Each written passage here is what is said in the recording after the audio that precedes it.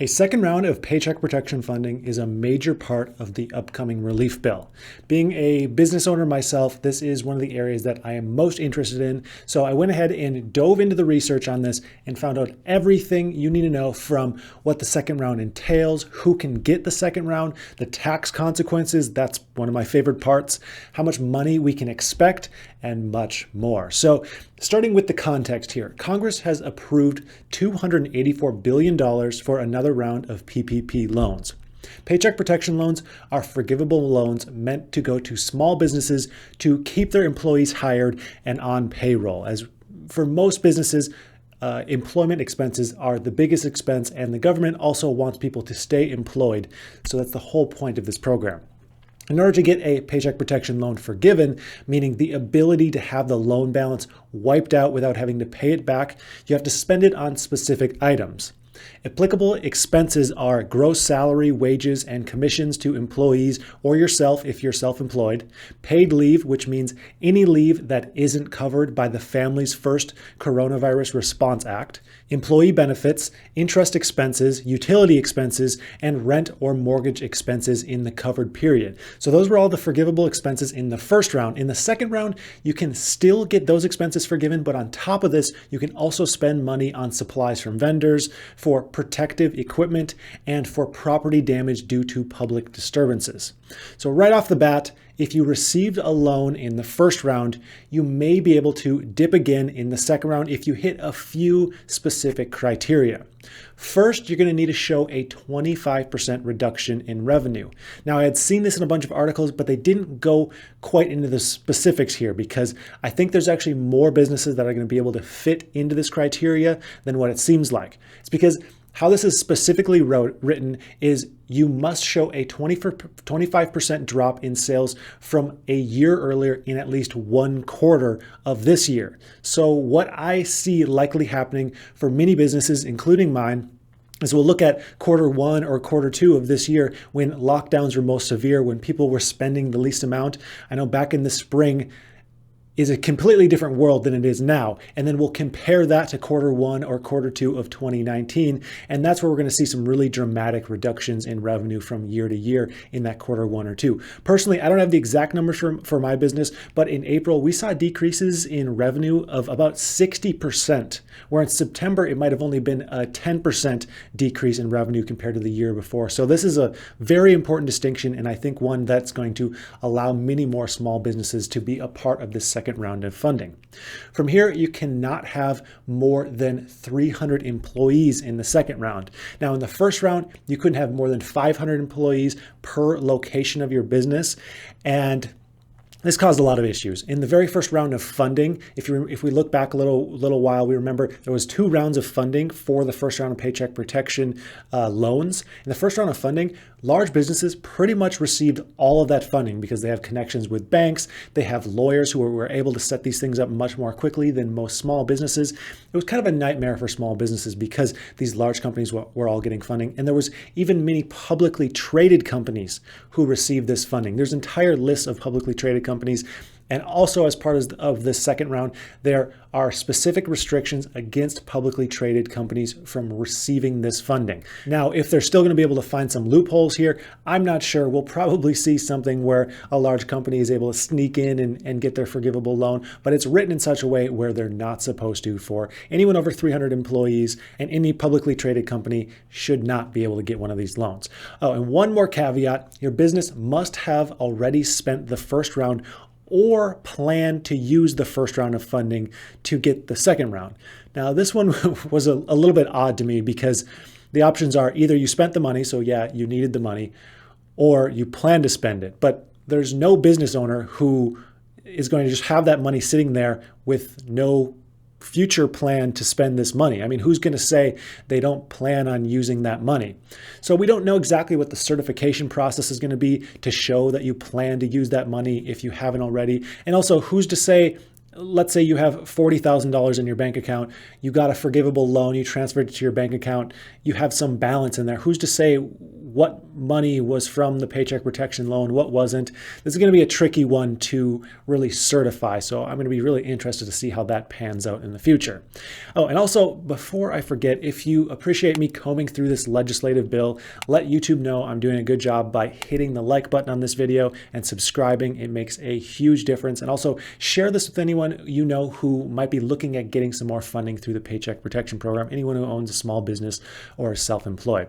Also, if you're watching this, you're likely a small business owner, and I recently came out with a course on how to start and run a profitable moving company. I basically outline all my systems and processes that I use to run and manage my moving and storage business. It's worked out extremely well for me. I'm super proud of this program. There is a link in the description if you're at all interested in that. Now back to the program. The loans are going to be capped at $2 million and aim to fund about 2.5 months of payroll for any company that applies. So how we get these calculations is pretty simple. Let's say in 2019, your average payroll was $100,000 a month. You're simply going to multiply that by 2.5. That comes up to $250,000. And that's what you're going to be looking at for the total loan amount. So it's a little bit more simple than the first time around with those calculations. Now, there are also some special calculations for restaurants or food services. For those companies, you take your average monthly payroll from 2019, and then you're going to multiply that by 3.5. Obviously, those areas were much more hard hit by the pandemic, so it makes sense that they're getting a little bit more money. And then beyond this, there's even more funding that's slotted for specific live venues. I think there's $15 billion slotted for these live venues. I don't know if that calculation, the multiple, is going to be higher than 3.5 or how exactly they're going to be doing the application process for that additional funding, but that is a whole lot of money set aside for specifically live venues. So that'll be interesting to see how that pans out as well. One major improvement / fix with this bill is all Paycheck Protection business expenses are tax deductible. And beyond this, they even fixed this problem with the first round, which is something I'm extremely excited about. I've mentioned this a few times already, but let me just cover it again real quick. Basically, in the first round, it was set up in such a way where you received that loan. If you had it forgiven, the forgiven money wouldn't count as taxable income, but the items that you spent the loan on wouldn't be tax deductible. So let's say you got $50,000 and you had it forgiven and you spent that $50,000 on applicable things, payroll, things like that. Originally, you would have to pay taxes on that $50,000 in expenses kind of as if it was profit. And Congress was kind of like, no, that's not how we meant to do it. So under this new bill, they changed that, and it is completely forgivable and tax deductible on the items you spend it on. This is huge. Like I said, if you got that $50,000 loan, had it forgiven, this is like an effective stimulus of an additional $10,000 for that person. Plus, if you also got the EIDL grant the first time around, this will not be counted against your first round of Paycheck Protection funding or forgiveness either. So that's even more stimulus. So that same person with the $50,000 loan got it forgiven, won't have to pay the extra taxes on it. Let's say they also got a $10,000 EIDL grant. That's another $10,000 in effective stimulus that goes to that business. That is an awesome decision on their part. And obviously is going to have much more of a stimulus effect because that person who got the $50,000 loan now has an effective $20,000 or so of more stimulus or more money that they can spend on other things and kind of, get this economic wheel turning. So I'm extremely excited about that part. So moving on, the second draw loans are forgivable as long as 60% of it is spent on payroll costs, just like the first round. The remaining 40% needs to be spent on those things I mentioned earlier, like interest expenses or supplies from vendors. You know the list. Chances are, if you're watching this, you've already gone through the process.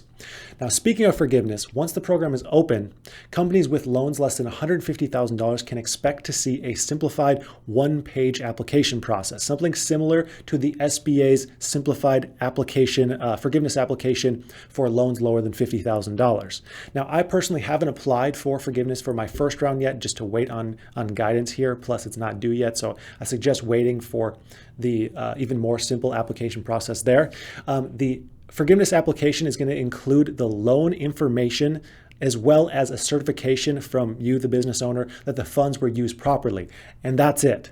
It looks like you're not going to have to provide any detailed records on each expense, some kind of complicated breakdown. If we look back to the first forgiveness application, I want to say it was like 13 pages long.